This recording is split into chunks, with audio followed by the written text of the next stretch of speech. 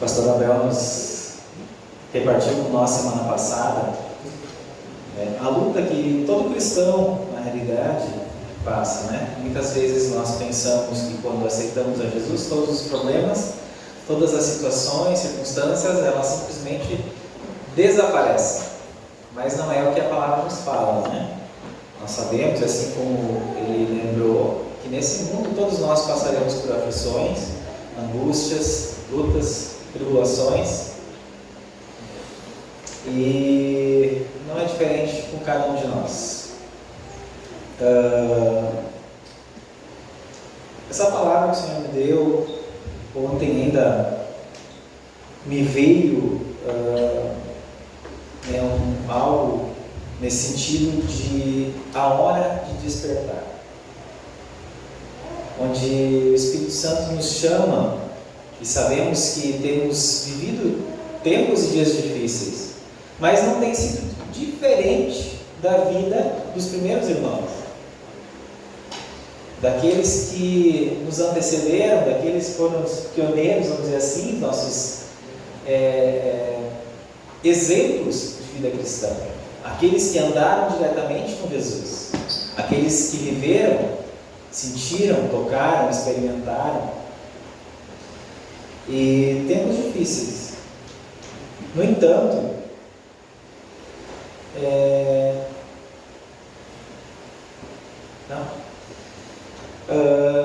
eu queria começar a repartir algo uma palavra que se chama resiliência, né? O que vem a ser resiliência? Eu dei uma olhada, não lembro muito bem exatamente como está no dicionário, mas o que é a resiliência? Diz que é o ato de nós conseguirmos passar por cima de dificuldades, de se reconstruir. E essa força, o dicionário diz que ela vem de dentro para fora. Só que essa força, para nós, ela vem com um poder tão grande, né? Escutando a história do pastor Abel, e escutando também, e vivendo na realidade, um drama familiar que a gente viveu alguns anos atrás. Eu lembro que deve fazer uns 10, 15 anos atrás, roubaram o caminhão do meu sogro, um caminhão novo que ele tinha comprado. Acho que era o segundo mês ou terceiro mês, não sei, roubaram. E justamente aquele caminhão não saía da garagem ainda e não tinha feito nem seguro. E uma semana depois roubaram outro. E é interessante que dentro do mesmo período de tempo, só que esse segundo, graças a Deus, conseguiram recuperar. E é interessante, nesse mesmo período de tempo, entraram na garagem dele e botaram fogo nos caminhões. A intenção era destruir. Aí estão chegando eles. Sejam bem-vindos. E tentaram, então, acabar com tudo. Tentaram queimar todos os caminhões. E eu lembro, a minha sogra conta que ela estava num canto e estava lendo a Bíblia. E nisso ela escutou um estralo, alguma coisa assim. Meu sogro já estava dormindo. Ela escutou uns estalos assim, meio estranhos. Acordou, meu sogro foi olhar e já estava incendiando o caminhão. Eles tinham entrado, tinham colocado uma bucha dentro do farol do caminhão, com a intenção mesmo de acabar com tudo. O mais interessante disso tudo se tu for parar para analisar nesse curto período de tempo que tudo isso aconteceu, quem não iria desanimar? Quem não iria parar com tudo? Quem não iria jogar tudo para cima? Quem não iria desistir? Quantos de repente até mesmo iam pensar, acabou tudo? Depois de anos de luta, depois de anos tentando, construindo algo, alguns poderiam até tentar tirar a vida, porque, poxa, afinal de contas, tudo que eu construí terminou. Ou tentaram tirar de nós.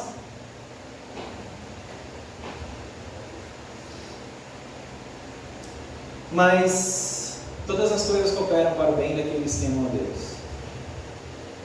E Deus, com toda certeza, trouxe essa resiliência, né, no coração deles, né?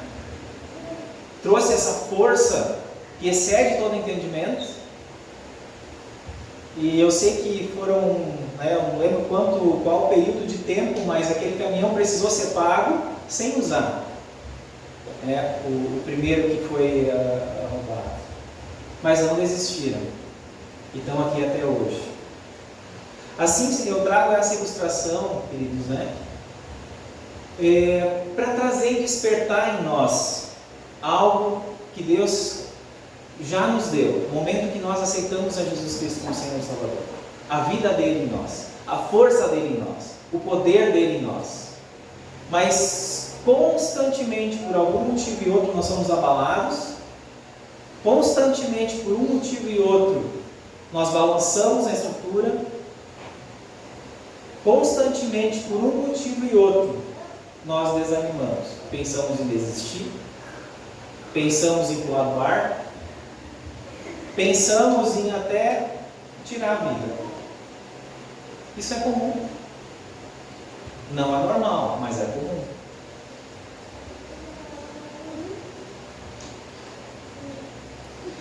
Eu quero começar em Efésios 4.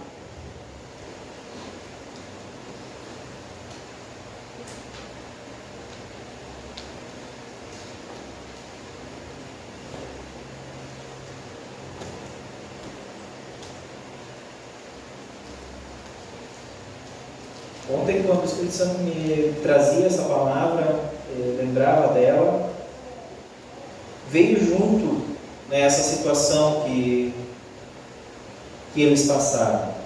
Nós, com certeza, estávamos juntos, mas não passamos, não sentimos na pele aquilo que eles sentiram. Mas tantas outras circunstâncias, queridos, eu sei que eles passaram por isso. Permaneceram firmes, Deus deu graça, trouxe essa resiliência, esse poder de se reestruturar, apesar das circunstâncias. Efésios 4, deixa eu achar aqui no Efésios.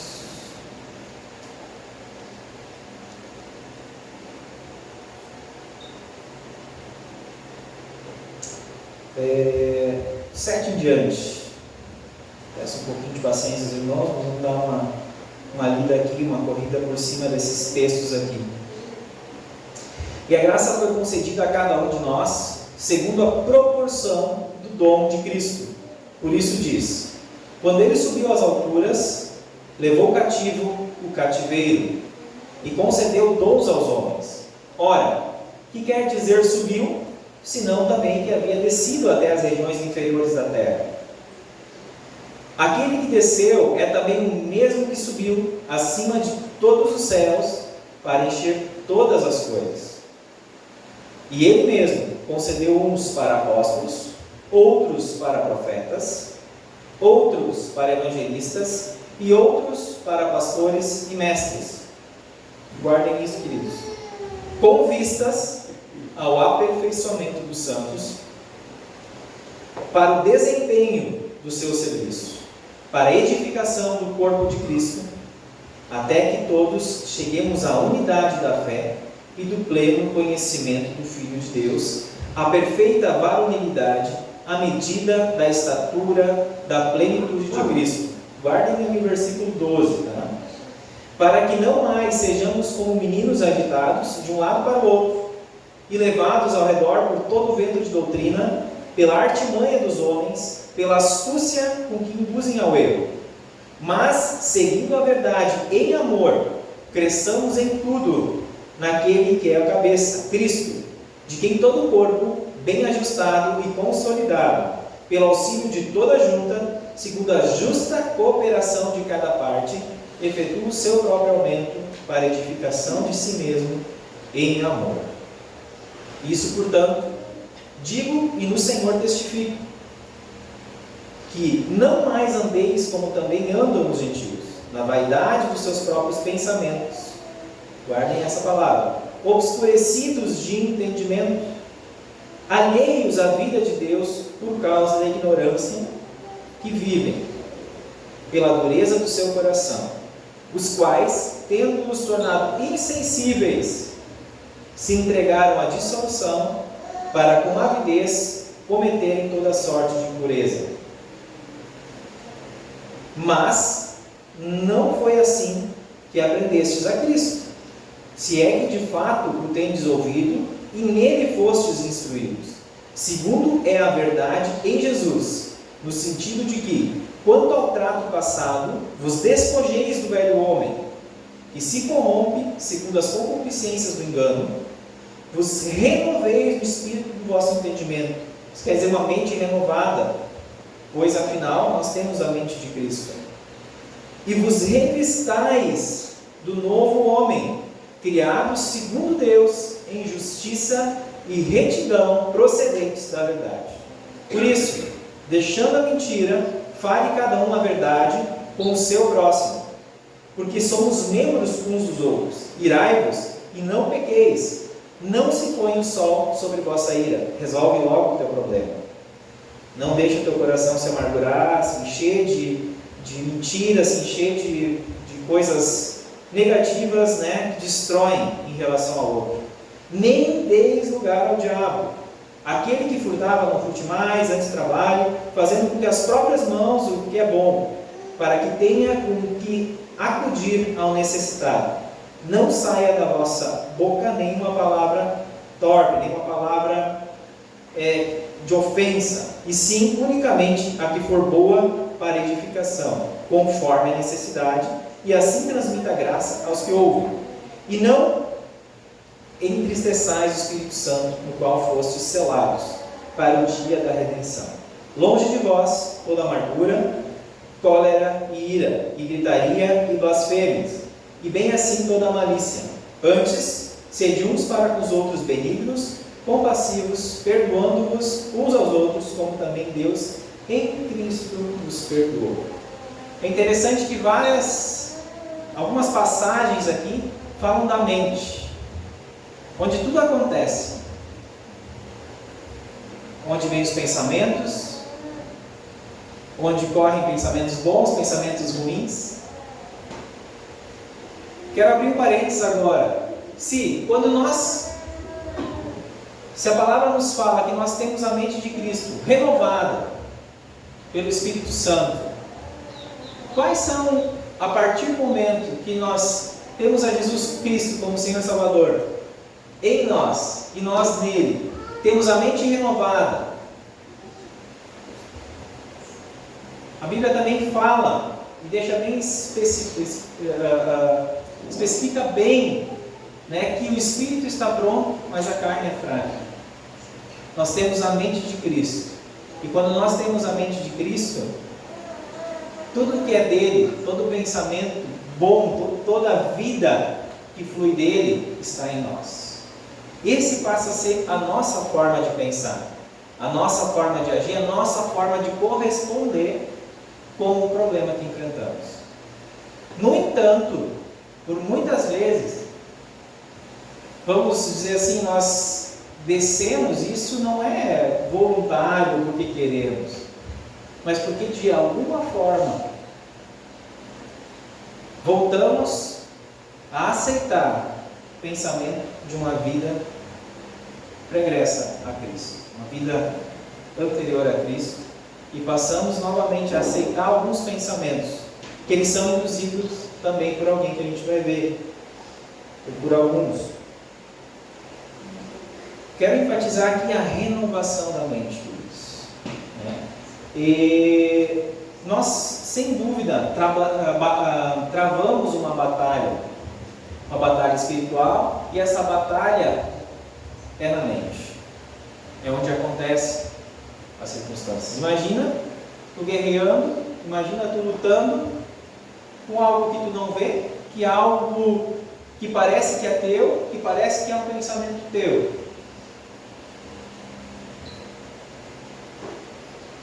Quero só trazer a passagem primeiro a Coríntios 2,16, a realidade que eu tenho para nós hoje, que o Senhor tem falado e ministrado comigo, e circunstâncias que nós constantemente também passamos, né? Não é bem uma pregação, não é bem algo extenso, mas uma meditação, para que a gente possa meditar naquilo que constantemente nós passamos e por muitas vezes não nos apercebemos que é uma luta espiritual, que é uma batalha travada na nossa mente. 1 Coríntios 2,16 traz bem essa questão da nossa mente. 2,16: Pois quem conheceu a mente do Senhor, que o possa instruir, nós, porém, temos a mente de Cristo. Eu tenho a palavra de Deus como guia para a minha vida. Posso errar muito e erro muito, mas ela é o meu manual, ela é o meu guia. E tudo que está aqui, sem dúvida, e eu creio nisso, que é a inspiração de Deus, que veio do Pai, consecutivamente é a palavra de Deus. Então, se ela está afirmando aqui que nós temos então a mente de Cristo, é porque nós temos a mente de Cristo. Nós recebemos ela por herança, assim como nós cantamos há pouco. Nós somos co-herdeiros. Nós recebemos o que Cristo recebeu, nós recebemos. E o próprio Jesus, ele afirma isso na grande comissão, né? Todo o poder foi dado, ele diz, todo o poder foi dado a mim, tanto no céu quanto na terra, e agora ele lança sobre nós, ide portanto, o poder que eu recebi, eu repasso para vocês, vão e façam.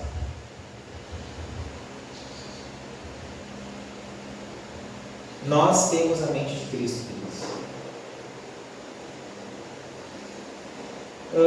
no entanto, vamos lá rapidinho para 1 Timóteo 4:1.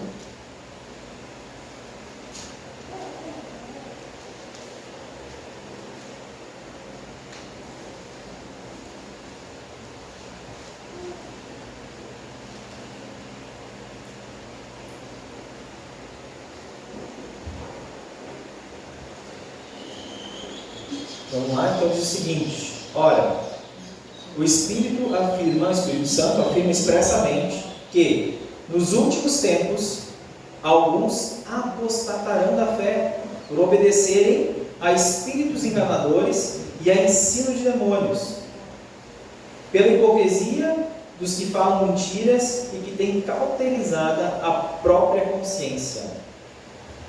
E segue. Mas o que eu quero enfatizar é algo muito que de repente vai esclarecer muita coisa para ti, esclareceu muita coisa para mim, no que diz respeito à batalha na nossa mente. É uma batalha espiritual. Ora, o Espírito afirma expressamente que nos últimos tempos alguns apostatarão da fé, ou seja, abandonarão a fé. É possível? A palavra diz que é. Então isso já desmistifica bastante coisa que muitas vezes a gente ouve. Por obedecerem a espíritos enganadores e a ensinos de demônios. Nós temos aqui, espero expressar bem isso, nós temos aqui a escola, o pastor Abel ministra para nós, a escola de Romanos, escola da cruz, transformação da cruz e mais poder da ressurreição. Nós somos ministrados, nós passamos por essa escola, nós recebemos um ensino da parte de Deus, mas esse ensino aqui como funciona? Eu estou numa classe e tem alguém ministrando comigo, assim como o pastor Abel traz todo esse ensino da parte de Deus para nós. Como acontece esse ensino então de espíritos enganadores, ensino de demônios? Como acontece esse ensino? Eu sento numa classe, escuto eles falar para mim alguma coisa? Ó, é assim, assim, assim, eles me enganam. Eles não é assim. Esses ensinos, eles estão na nossa mente. E é interessante que quando vem algo nesse sentido, normalmente, é como se fosse na primeira pessoa, ou melhor, como se fosse eu mesmo pensando. Se a palavra de Deus diz que eu sou filho amado de Deus, e daí vem o pensamento do que de repente eu escutei lá atrás, né? Uma maldição, alguém falando que eu sou burro, que eu não presto, que eu sou isso, ou que eu sou aquilo, ou que eu sou aquele outro, né? Que normalmente, né, ou que infelizmente muitas vezes acontece para nós quando nós, crianças, escutamos isso, né, de autoridades, pessoas mais velhas, enfim, que tem alguma certa autoridade sobre nossas vidas. E lá com 40 anos, que nem estou agora, de vez em quando dá uma coisa de errado. Mas eu sou burro mesmo. Mas eu não presto mesmo. Mas como é que pode eu ter tropeçado nisso de novo? Como é que pode eu ter caído nesse pecado de novo? Mas eu não adianta, não tem mais solução para mim mesmo. Se nós formos olhar para Jesus, Jesus pensaria assim, dessa forma? Sim? Não? Oi? Alguém responde algo? Não, né? Se a palavra de Deus afirma que nós temos a mente de Cristo, qual então é o nosso pensamento? É fácil de discernir de onde vem esse pensamento. Se eu não sou mais assim, se eu fui chamado para a liberdade, se Cristo me tirou do lamaçal de pecado, de uma vida totalmente errada, de um governo e de um jugo, de uma prisão, e hoje eu sou livre, por que então ainda eu penso assim? Aqui é o pulo do gato, que tu não pensa assim, mas tu é induzido a pensar assim. Se tua mente foi renovada, conforme a Bíblia fala, no momento que tu aceitou Jesus, e tu foi feito uma nova criatura, e as coisas antigas ficaram para trás, e eis que tudo se fez novo, o teu homem interior não é mais assim.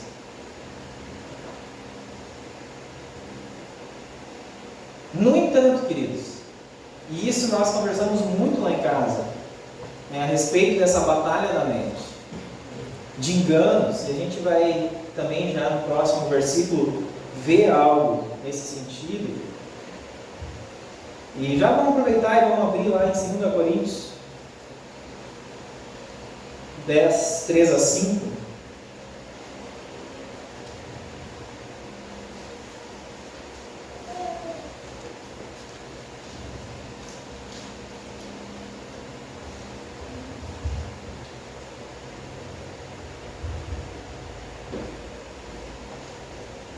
Posso ler?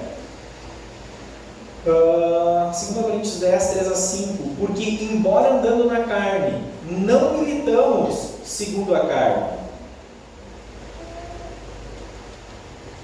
Porque as armas da nossa milícia não são carnais, e sim poderosas em Deus, para destruir fortalezas, anulando sofismas e toda altivez que se levante contra o conhecimento de Deus, e levando cativo todo o pensamento à obediência de Cristo. Vou ler de novo. Porque embora andando na carne, não militamos, não lutamos segundo a carne. Ou seja, embora nós estamos nesse corpo, a nossa luta não é mais debaixo do jugo, debaixo da prisão, debaixo do engano, do erro que nós andávamos antes de conhecer Jesus. Embora estejamos com esse corpo corruptível, mas a nossa luta, ela não é mais travada aqui na força do nosso braço.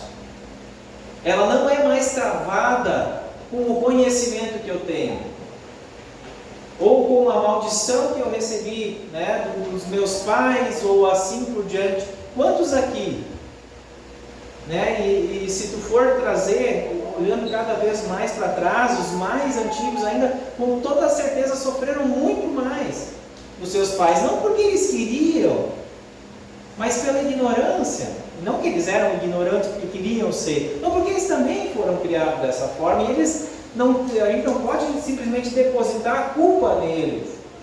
Assim como nós também.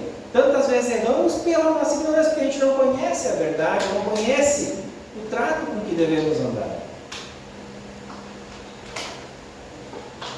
Mas essa luta, ela é travada na mente. Essa luta, ela não é vencida e não podemos guerrear mais com a força do nosso braço, porque nós vamos perder constantemente. Nós vamos aceitar os enganos. Porque as armas da nossa luta, da nossa milícia, da nossa guerra não são carnais, e sim poderosas em Deus para destruir fortalezas, anulando nossos sofismas. O que é um sofisma? A gente sabe, sofisma é um engano. Mas olha como é mais profundo. É um pensamento ou retórica, que procura induzir ao erro, apresentada como uma aparente lógica e sentido, mas com fundamentos contraditórios e com a intenção de enganar. Parece ser verdade que eu sou burro mesmo? Naquele momento, naquela lógica, porque eu errei daquele jeito, parece ser mesmo. E se eu não estou bem municiado?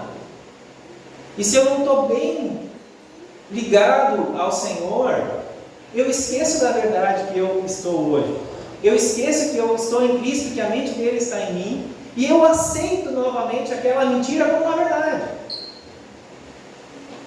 É mais ou menos como os políticos hoje fazem, alguns, não vou dizer maioria, vamos profetizar a bênção, mas falam tanta mentira como se fosse verdade. E tu passa, puxa, mas será que é mesmo? Eu acho que é mesmo. Mas não é. A mídia, ela traz tanta mentira que parece que é verdade, mas não é. Ensinos de demônio trazem tanta mentira sobre nós, mas não é. Não é. Foi para a liberdade que Cristo te chamou. E é assim que tu é em Cristo. Livre. Completamente livre. A mente completamente renovada. E é nisso, queridos, para nós andarmos em vitória, como cristãos, nós precisamos ter isso em mente. Quando vem um engano na nossa mente, ainda mais como se fosse nós pensando, puxa, mas eu sou burro mesmo, mas eu sou um caco mesmo, mas eu não presto mesmo, mas tudo que tu faz não dá certo mesmo. Ou quando vem, pior ainda, quando vem uma ideia de que eu sou coitadinho. Meu Deus.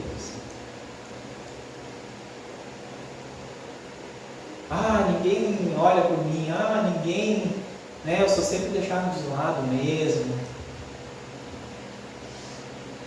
Eu sou sempre esquecido. Ninguém gosta de mim. Querido,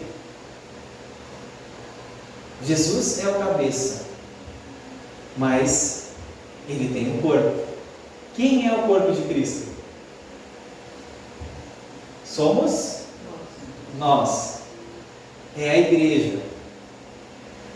Então, quando eu venho para cá, eu não vou para a igreja. Eu sou igreja, que estou junto com o corpo de Cristo, e que nesse corpo tem tantos membros, que de repente estão passando pelas mesmas aflições que eu. E a gente muitas vezes, não porque não nos amamos, ou porque não queremos ajudar, mas vivemos assim, isolados muitas vezes, como um simples membro. Mas a gente sabe que um membro sozinho, um braço sozinho não vive. Ele é morto. Por isso a importância de estarmos juntos como corpo, como igreja. E não esperar. Aí eu quero voltar lá para Efésios 4, onde traz ali 5 ministérios importantíssimos para a igreja, que são pastores, mestres, evangelistas, apóstolos e o que eu falei? Esqueci. Profeta. O que fala a respeito desses homens? O pastor, né, o pastor Abel, o pastor Pedro, que tem que resolver todas as broncas. Eles têm que correr, têm que visitar, têm que abençoar, têm que levar a cesta básica, têm que vir aqui limpar o sítio, têm que... Enfim, são homens bons, eles estão aí para isso. No entanto, a sequência fala o seguinte, que o príncipe, não que eles não devam fazer, eles devem ser exemplos nisso, para inspirar, mas a principal função deles é ensinar os membros. Assim como um profeta, então vai vir um profeta, né, lá tal, né, e então vamos lá, vamos fazer uma campanha, vai vir um profeta lá, eu quero receber esse profeta. No entanto, esse profeta, a principal função dele é profetizar, profetiza, traz algo de Deus, traz uma palavra de Deus, né, e tomara que seja sempre uma correção. Ele não é um adivinho, não é um cartomante, não é alguém que prevê só o futuro não. Mas a principal função do profeta é trazer uma palavra de ensino para a igreja, para edificar e para que os irmãos profetizem. Para que os irmãos façam, para que a igreja trabalhe, para que a igreja se movimente, para que a igreja, os irmãos, os membros, consigam abençoar. Tem alguém lá,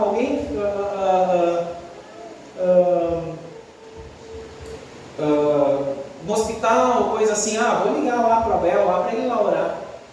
Mas, gente, aquilo passou por ti, tu tem disponibilidade de ir. Não digo, irmãos que não conseguem ir, mas tu tem disponibilidade de ir. A graça de Deus está sobre a tua vida, tu tem uma mente renovada, tu foi ensinado que se tu impor as mãos, e se for da vontade de Deus, aquela pessoa vai ser curada, e tu não faz, tu está retendo, tu está trancando o canal, tu está impedindo o fluir de Deus através da tua vida, tu está impedindo a unção que te foi dada também. Faça, não espere. Tu foi capacitado, tu foi chamado para isso. Os pastores te ensinaram a fazer isso. Vamos supor, os apóstolos te ensinaram a de repente ir para algum lugar, a ir para alguma igreja diferente e trazer o ensino para edificação.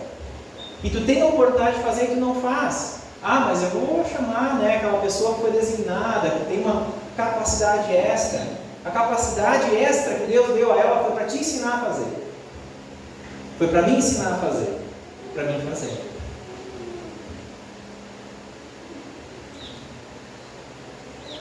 Evangelista, mas tem um homem que é especial, vamos usar o Marcos e a Rosa aqui. São um exemplo para nós, de evangelismo.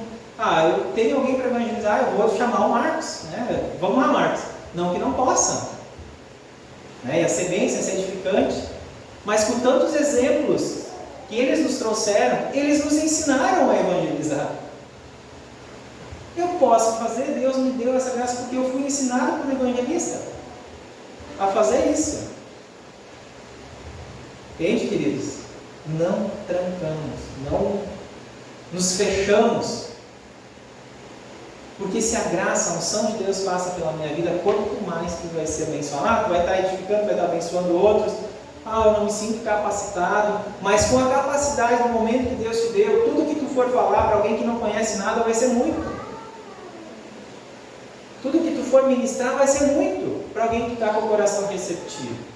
A gente sabe que tem pessoas que não querem receber o Evangelho, que ainda tem o coração endurecido, que não creem na palavra de Deus. Mas aquele que está com o coração ali fervilhando, tenta.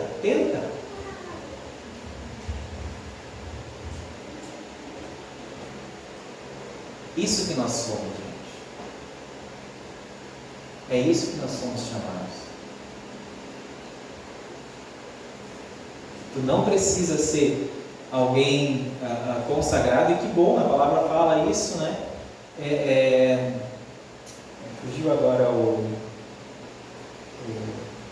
mas enfim, quem almeja o episcopado, boa coisa almeja, né? Quem almeja de repente ser um homem assim, dessa forma específica, com dom específico, boa coisa almeja. Mas isso não precisa esperar, porque eu tenho plena certeza de que o Senhor, se tu um dia desejou isso no teu coração, tenho plena certeza que se tu não te mover, não te movimentar, um homem ou uma mulher se movimentar e permitir as pequenas coisas, homens podem te colocar lá, mas eu não creio. Assim não foi com Davi? Vamos puxar para lá. Ele foi desprezado, né, pelo pai, ele nem foi chamado pelo pai, né, ele foi apresentando os irmãos, né, o pai foi apresentando os irmãos mais capacitados, que ele pensava. No entanto, Samuel, né, Deus ia falando, não é. Mas escuta, não tem? Tem um gurizinho lá que está lá pastoreando ovelhas e tal. Guri novo. Sim, mas é isso aí. Porque Deus veio para ele e disse o seguinte: eu não vejo a capacitação exterior, a força física somente, mas eu vejo o que está lá dentro. É assim que Deus vê. E é aí que, a partir disso, ele começa a construir. Não que isso também garanta, mas vai da nossa atitude, do nosso posicionamento. Acho que eu desviei um pouco do foco, mas entendemos o que é sofisma, gente. Isso é algo muito sério, isso parece muita coisa para nós. Vou ler de novo o que eu busquei no dicionário. Um pensamento ou retórica que procura induzir ao erro, apresentada com aparente lógica e sentido, mas com fundamentos contraditórios e com a intenção de enganar. Parece verdade, mas não é. A gente já ouviu tanto, né? Parece mentira, mas não é. Mas isso aqui, o sofisma parece uma verdade, mas não é. E tantas vezes nós nos deixamos enredar.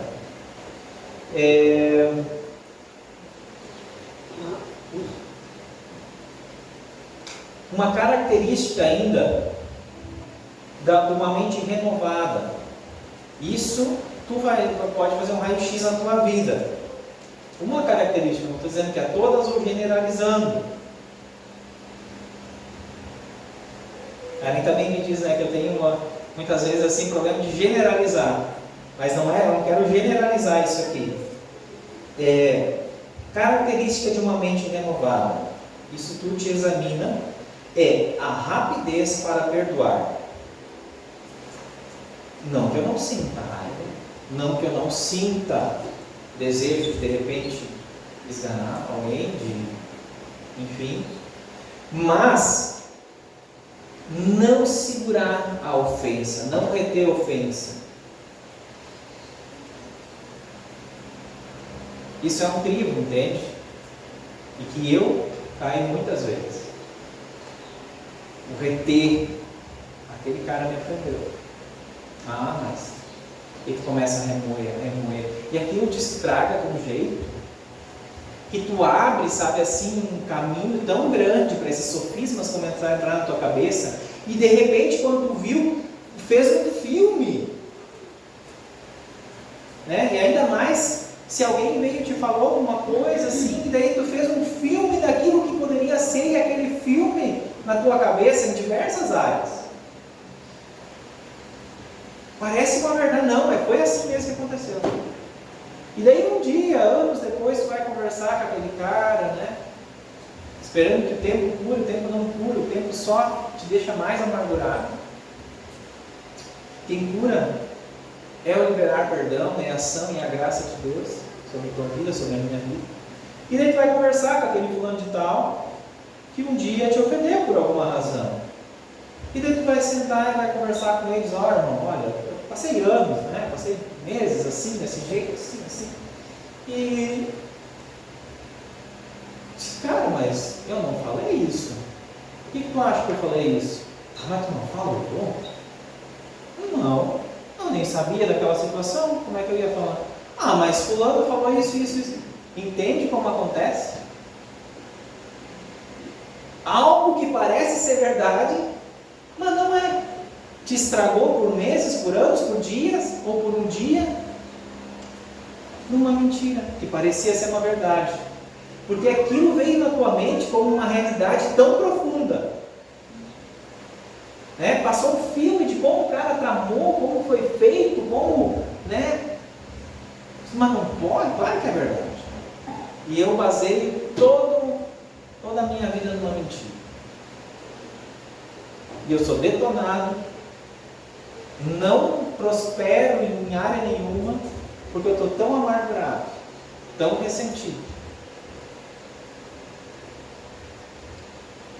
Entende, queridos, como são os sofismas? Como são as mentiras que parecem uma verdade? Esse é um crivo, queridos, né, de uma mente renovada. Te examina. Deixa o Espírito Santo sondar no teu coração, na tua mente.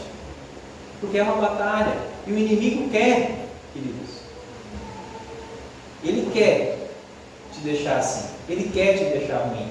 Porque ele te deixando ruim, ele te deixando assim, com a mente cauterizada, com o coração endurecido, a batalha está ganha, não precisa fazer mais nada. É fácil. É fácil para ele assim. Te deixa deprimido, te deixa depressivo, te deixa arrasado, te deixa para baixo. Gente, eu não estou falando como alguém que já venceu tudo, que está tudo... Mas eu sei como é que é. Eu sei como funciona. Sei bem como funciona. E graças a Deus, né? Eu tenho uma esposa que juntos a gente pode, né, olhar um para o outro, ajudar um ao outro, orar um pelo outro, trazer um monte de coisas que são mentiras, como se fosse verdade. Não, mas isso aqui não é assim. E a gente consegue. Mas, queridos, Tiago 5,16 funcionou na época dos discípulos, dos primeiros irmãos, e funciona hoje.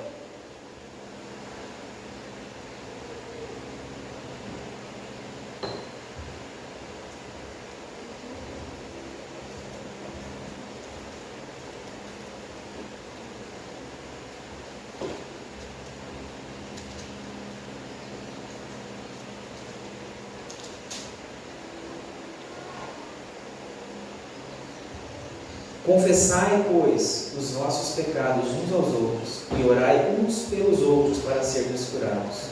Muito pode, por sua eficácia, a súplica do justo. Ah, mas aquele cara eu não consigo abrir para ele, ou eu não tenho capacidade de orar por alguém. Eu tenho. Todos nós passamos por lutas, todos os apóstolos, todos os profetas, todos os evangelistas, todos os mestres, todos passam por lutas, todos passam por dificuldades, porque todos ainda vivem nesse corpinho, mas todos foram renovados, todos são nova criatura, todos receberam o dom de Cristo, todos receberam o poder do Espírito Santo para profetizar, para proclamar, para ajudar, para estender a mão. Então tu foi chamado e tu também foi capacitado. Essa é a nossa realidade espiritual. Não importa as mentiras que tu ainda aceita como se fossem verdade. Identifica elas. Manda elas embora. Procura um irmão que tu confia. Abre situações para ele. Pede ajuda. Não retenha. E vive a vida que tu foi chamado a viver. Livre. Desimpedida. Desenfreada. Não para o mal, mas para o bem. É para isso que tu foi chamado. E é assim que tu é. Essa é a verdade a teu respeito. Ah, mas eu estou tantos anos assim, eu não consigo. É hora de despertar. Nunca é tarde. Nunca é tarde.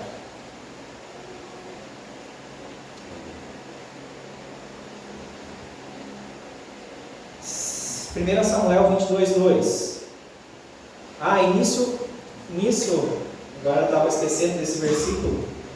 É interessante que, o que diz aqui em 1 Samuel 22:2? Tem um lugar que se chama Caverna de Adulão, e é o lugar onde Davi se escondeu, mas é o lugar também onde muitos fortes e valentes se juntaram a ele, e eram as pessoas mais destemidas, eram as pessoas mais fortes. É uma verdade? Não, não é. Vamos ver como é que eram essas pessoas. Se alguém achou lá, leia rapidinho. 1 Samuel 22:2.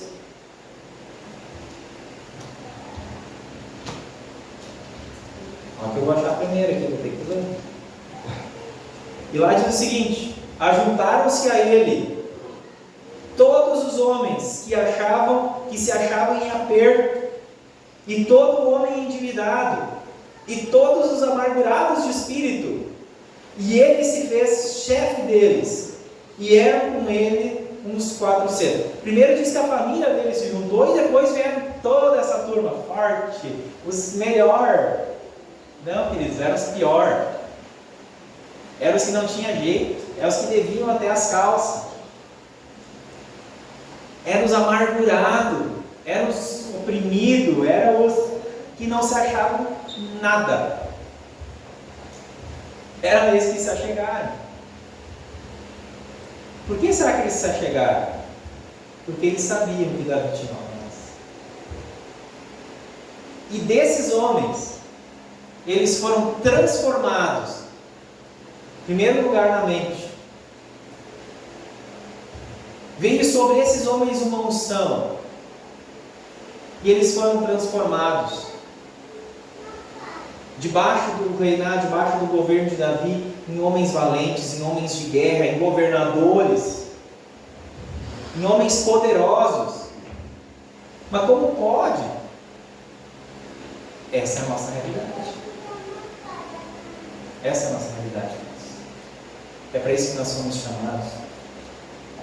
Eu quero rapidinho terminar, eu acho que não era para ser demorado, eu acho que eu me estendi muito, mas para mostrar em Romanos 8 quem realmente nós somos, nós definitivamente nos apropriar disso, sermos resilientes pelo poder do Espírito Santo, permitir a ação e a unção e o poder do Espírito Santo, né, trazendo essa resiliência, esse poder que vem do alto, de nos reestruturar, de nos reorganizar os nossos pensamentos, a nossa mente, nos trazendo para a verdade, nos fazendo fortes, apesar de tantas dificuldades, apesar de tantas lutas, apesar de tantas derrotas. Deus faz novo, tudo de novo, tudo. Em Romanos, lá então,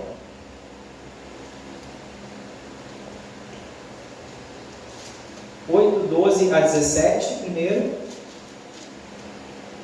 eu estou terminando.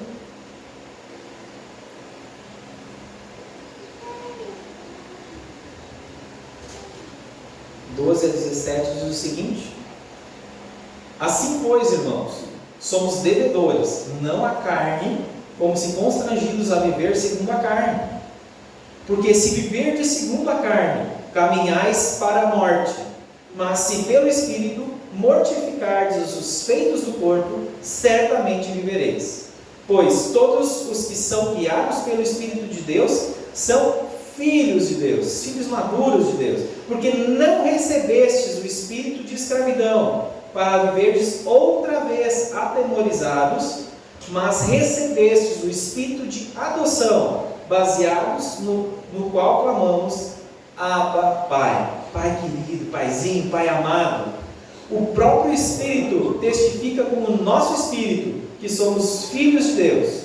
Ora, se somos filhos de Deus, somos também herdeiros, herdeiros de Deus e co-herdeiros com Cristo. Se com Ele sofremos, também com Ele seremos glorificados. Essa é a promessa para a tua vida, querido.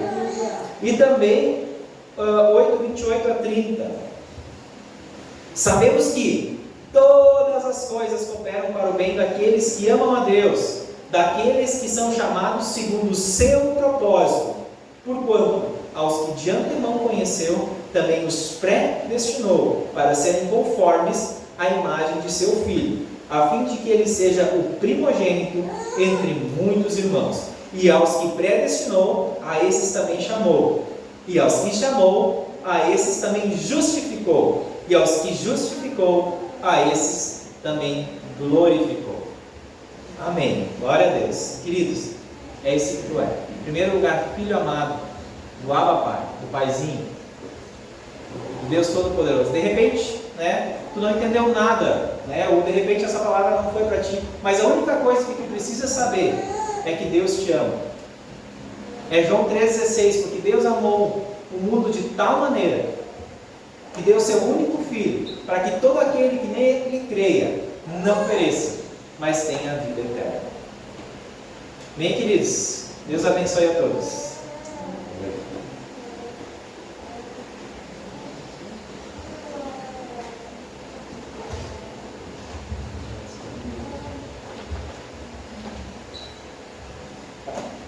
Eu lembrei de uma experiência que a gente teve em 2018, quando a gente teve a oportunidade para a Argentina fazer uma escola, vocês sabem. Um dia a gente foi no supermercado lá e os proprietários eram chineses. E aí ele, obviamente, viu que eu não era argentino, aí ele me perguntou de onde eu era. Eu disse, Brasil? Aí ele pensou um pouquinho, Brasil? No Brasil se fala grego, né? Ele explicou, não, no Brasil se fala português. Mas naquela situação era um chinês que estava vivendo na Argentina tentando descobrir a língua que um brasileiro falava. Irmãos, às vezes nós, como cidadãos do Reino de Deus, nós nos confundimos com o idioma do Reino de Deus. O Espírito Santo, ele afirma essas afirmações que o Estevão fez, que somos filhos amados, que Deus gosta de nós, que nos deu uma mente renovada. Isso é o Espírito que fala na palavra. Esse é o idioma do Reino de Deus. O Espírito Santo fala no nosso coração. Mas às vezes nós nos confundimos, escutamos as vozes que vêm de pensamentos que são lançados pelo inimigo, e outras vezes nós escutamos as vozes da nossa carne. E isso nos confunde. Isso nos faz não entender bem o que está sendo dito a nosso respeito. Mas tudo o que a palavra diz a nosso respeito é verdade. E o Espírito Santo fala em Romanos também que ele testifica no nosso coração a respeito dessas verdades. Ele testifica que nós somos filhos de Deus. Amém?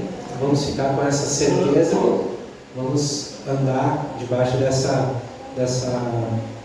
promessa do Senhor e dessas verdades que o Senhor nos fala todos os dias. Amém? Senhor, obrigado por esse tempo, por nós estarmos juntos aqui.